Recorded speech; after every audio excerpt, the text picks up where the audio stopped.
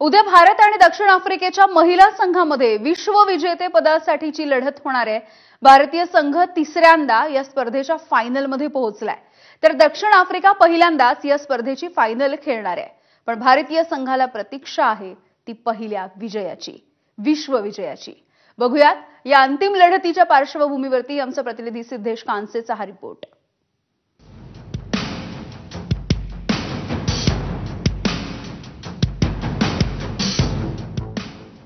47 वर्षांची प्रतीक्षा, कोट्यवधी भारतीयांच्या अपेक्षा आणि ही ट्रॉफी हातात घेण्याचं स्वप्न पूर्ण करण्यासाठी हरमनप्रीत कौरची टीम इंडिया रविवारी ICC women's one day world कपच्या फायनलसाठी सज्ज झाली आहे।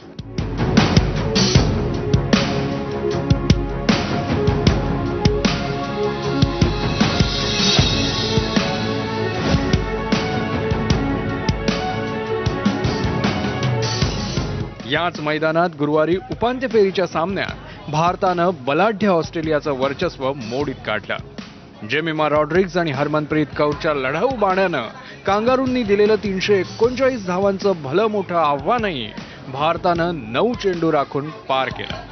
त्यामुळे रविवारच्या अंतिम सामन्याआधी भारतीय महिलांचा आत्मविश्वास कमालीचा उंचावलाय। महिला क्रिकेटमध्ये ऑस्ट्रेलिया आणि इंग्लंडप्रमाणे दक्षिण आफ्रिकन संघही तुलनेत बलाढ्य समजला जातो। गेल्या 2 आयसीसी टी20 विश्वचषकात दक्षिण आफ्रिकेनं फायनल गाठली होती आणि आता वन डे विश्वचषकाच्या फायनलपर्यंतही या टीमनं मजल मारली आहे।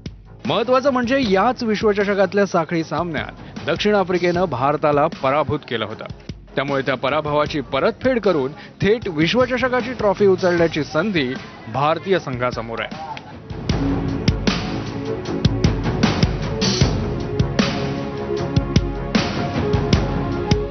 1978 साली भारतीय महिला संघ पहिल्यांदा महिला विश्वचषकात खेळला होता।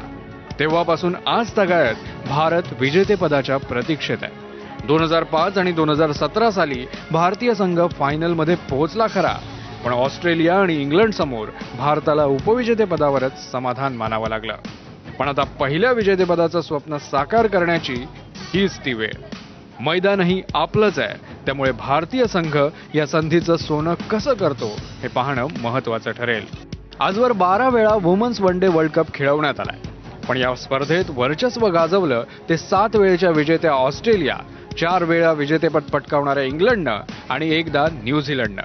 पण यंदा महिला क्रिकेट विश्वाला नवा विजेता मिळणार आहे। पण विश्वचषकाची ती ट्रॉफी कोण उंचावणार?